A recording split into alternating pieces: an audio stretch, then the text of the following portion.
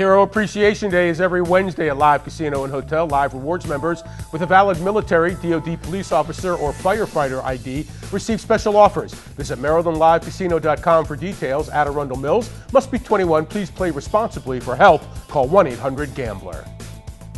And welcome back into Inside PressBox. Our next guest leads a growing D3 football power.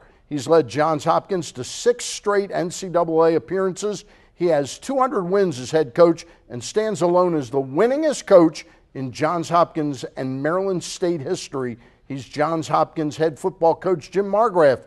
And Jim, I'm glad I bumped into you about 3 weeks ago watching your son play baseball. It's nice to get a break during the summer, watch a little baseball, but football season is just about a month away. We're ready to go. Now, before we get into talking about your team for 2017, let's go backwards. You got to Johns Hopkins, though, through, ironically, through your former high school baseball coach talking to the former Hopkins baseball coach about you coming to Hopkins for baseball. They actually met at the baseball convention.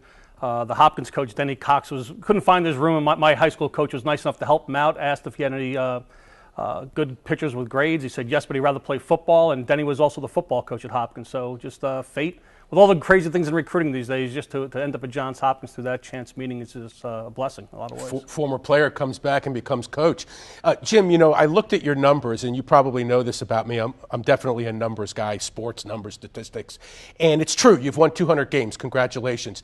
But in the last 8 years, you've won 83 games. You've averaged 10 wins a season for the last 8.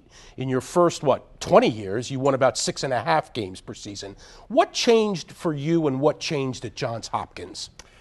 There's a lot of things going on at Hopkins. You know, the world's gotten a lot smaller and Hopkins has gotten a lot bigger. And we can reach so many more fine scholar athletes these days through the internet, reviewing films. I was actually at a baseball game, heard the catcher had great grades, and he was a good football player. I pulled up his film on my phone, watched it, and we're going to reach out to him later this week, a young man from Texas. So things have changed a great deal. We have access to a lot more good players. Our staff's grown a bit. We've got some fantastic assistants. So a lot of good things have happened. Really, we've got good coaches and good players right now. Talk a little bit about your assistant coaches. How long have they been with you? And when you have a successful program like you as head man, how much a part of it are the assistants? It's huge for us. And we've got some really young, talented guys right now who've done a great job. Our defensive coordinator hasn't lost a regular season game yet. I think we're 40-0 since he's been here, and our OC is almost is very much the same. And I think a lot of people know Chip Kelly's first full-time job was at Johns Hopkins years ago. Right, yeah. Absolutely. So we've had this great tradition of guys coming in, moving on, and doing some great things. So the defensive coordinator at University of Pennsylvania, we've got guys at Central Michigan, people all over the place. A new head coach at Ithaca College. So it's been very exciting. You know, it's funny you talk about Chip Kelly because I was looking at the numbers again, and you guys are an offensive juggernaut over the last few years, really putting up some points, unheard of points in terms of Johns Hopkins history. Going back to Chip Kelly for a minute, where does this offense come from for you? A lot of it is from Chip. We visited with him when he was at New Hampshire, right before he went to Oregon, and really adopted a lot of the things he was thinking back then. But a lot of it's out of necessity. We need to move quickly. Our guys need to get to class. We have a shorter period of time to practice in most places. We've got very bright guys, so we can play very quickly. We can make some adjustments on the run. And again, we've had some good coaches and really fine players. You've got a very talented team at the D3 level.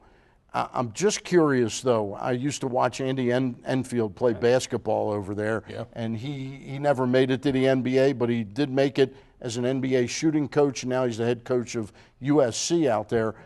Do you have players that are capable of filling a role at the next level? That's really tough to say. And, and the NFL doesn't miss many guys. So they've been by to see some of our guys over the last several years. I don't think they've missed on anyone. Okay. We've got some terrific Division III players. They could probably play at Division I, certainly the Ivy Leagues.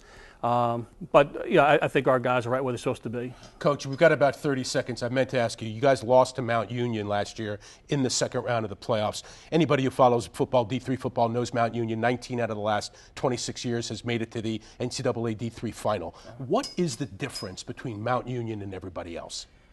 I mean, they're really that good in a lot of ways. But we lost 28-21. Oh, I know. We're ahead at halftime. You find out you're not that far away. But also the teams behind you aren't that far away either. So it's a constant process of getting better.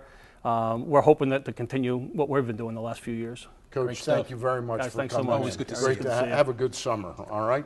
Won't be long before he'll be out there on the football field. Coming up, the legend of Babe Ruth. Has it endured the test of time?